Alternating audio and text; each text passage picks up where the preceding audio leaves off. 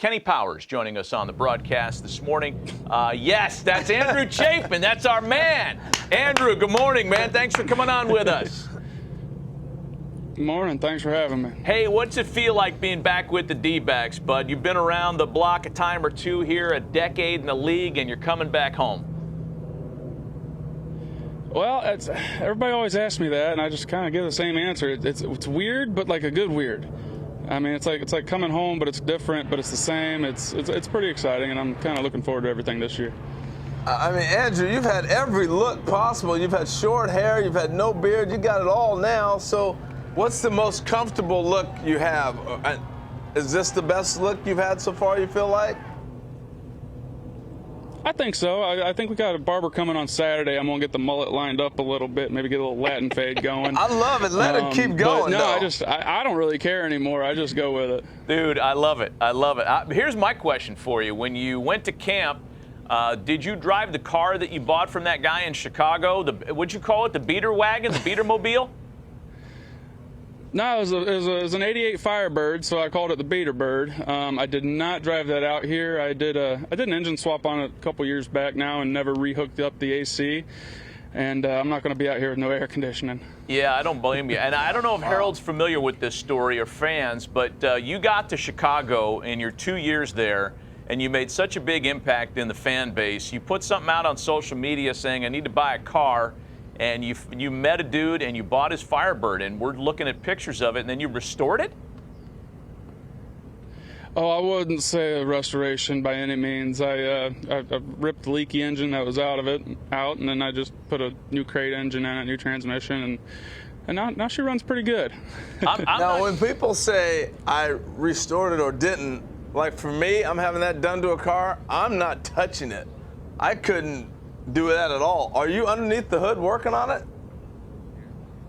Oh yeah, no, I did all the work myself. Wow. It's pretty simple. You just unbolt the old one and bolt the new one in.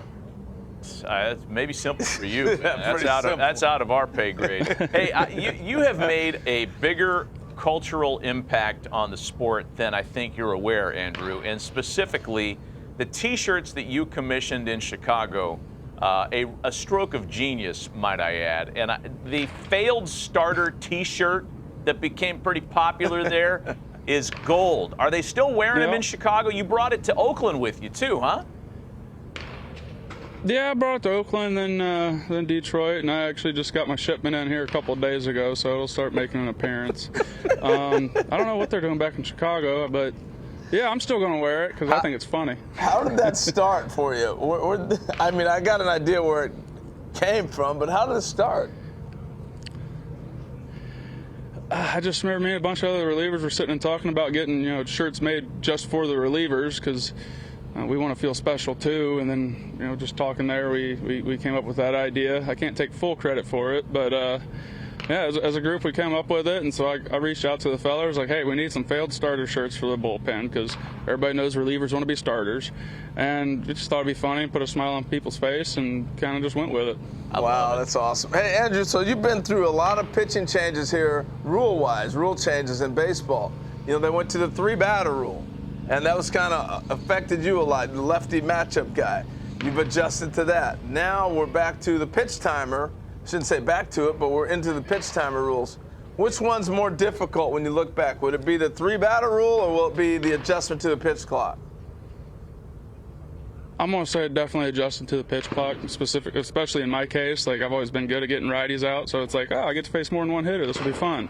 Now it's like, all right, you still got to face everybody. Now you got to do it in a timely manner, which I've always worked quick enough to where it shouldn't be an issue anyways, but yeah, it's going to be quite the adjustment, I'm sure. What about being a left-hander? I felt like looking at the two-throw-over rule with the left-handed pitcher. If I was a base runner, I'd get a big lead and force you to throw.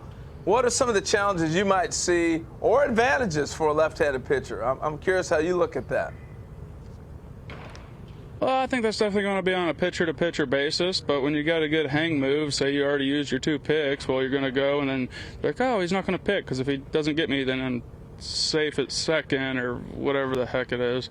But there's probably going to be there'll definitely be ways the pitchers can use it to their advantage and manipulate the running game the way we want to. Hey, I should know the answer to this question, Andrew, but when you left the Diamondbacks, your first 7 years in the big leagues, Mike Fetters was the bullpen coach back then too, right? So you're back with a guy who I think you and he have a lot in common, weirdly. Yeah, back with Fett, and we were already chirping quite a bit about everything, so it's fun. Give me a little insight into the chirping. I want to hear, and bearing in mind it's a family show, and I know neither one of you guys are foul, but give us a little insight as to what the banter would be like with you and Mike Fetters. Oh.